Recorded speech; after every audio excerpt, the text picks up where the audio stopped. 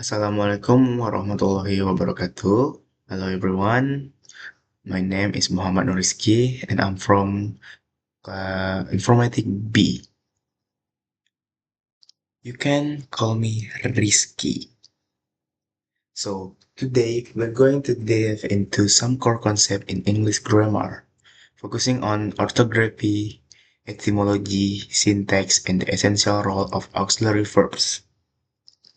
Let's begin with orthography, which essentially deals with how words are spelled and their syllable structure. Understanding syllable is crucial for pronunciation. We categorize words based on the number of syllables they contain. A monosyllable has one syllable, like door and car. A dissyllable has two syllables, like butter and football.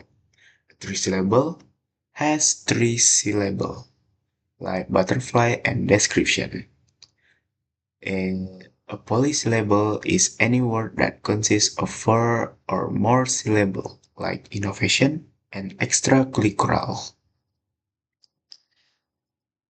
Next is etymology. Orthography also relates to the part of speech in the etymology, which classify words based on their function. We have the usual suspect is a nouns, verb, adjective, adverb, as well as conjunction, pronouns, preposition, and interjection. Next, we move to syntax. Syntax is all about the rules that determine how elements in are arranged to be correct and meaningful. In simple terms, syntax is a study of sentence. It ensures we structure our thought logically so that others can understand them. And this brings us to our main topic and is auxiliary verb, often called helping verbs. An auxiliary verbs is a word that help complete the main verb in a sentence. Critically, an auxiliary verb cannot stand alone without a main verb. Its function is to clarify the main verb and indicate things like tense, aspect, modality, and emphasis. Next is a function of auxiliary. Auxiliary verbs have several vital functions in sentence construction. First is they are used for forming texts, such as indicating the times of an event in the present continuous tense. They helping in forming interrogative sentence. You can change a statement into a question by simply placing the auxiliary verb at the beginning.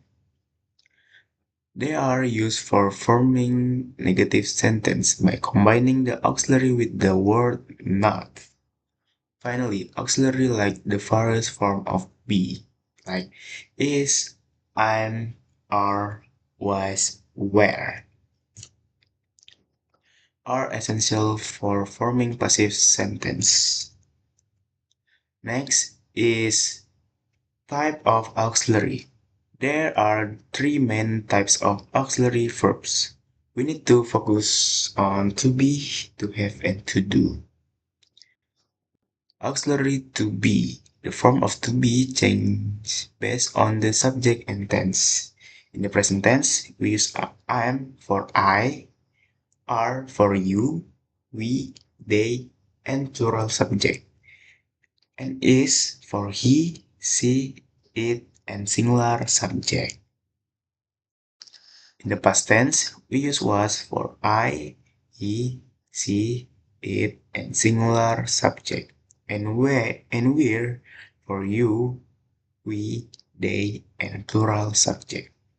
For example, I was watching a movie, and they are working today.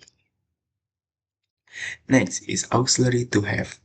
The to have auxiliary is used mainly for perfect tense. In the present tense, we use have for I, you, we, they, and plural subject, and has for he, she, it, and singular subject. In the past tense, the form is simply had for all subject.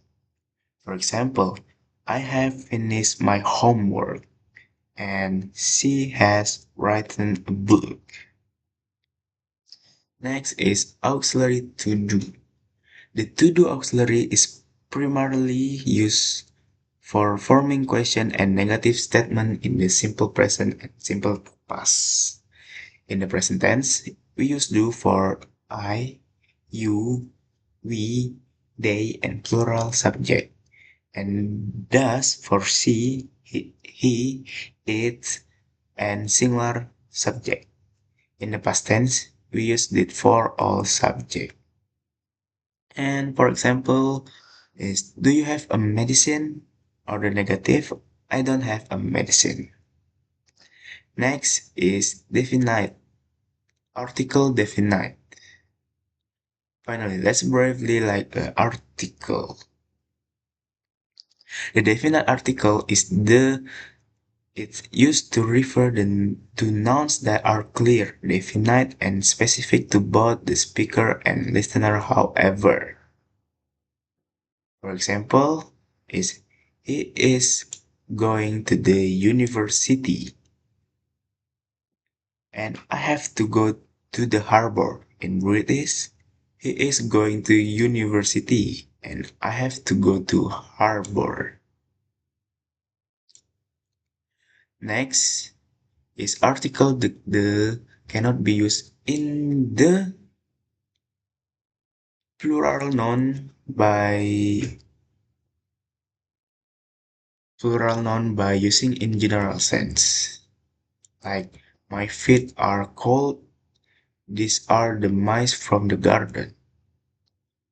Next is proper noun like the Aries keychain, Aldo's handphone. Next abstract noun by using in general sense. The example is love is powerful emotion and honestly is the best Pelisai. Next is indefinite article a or an. The indefinite article are a and an. These are used for a singular noun that is not specific or has not been introduced before. We use a before a consonant sound like police or a university, and an before a vowel sound like an apple. Next is indefinite article cannot be used before uncountable nouns like I need some water before plural nouns like the children are playing or after the pras kind of or sort of is I'm kind of hungry. So that's all.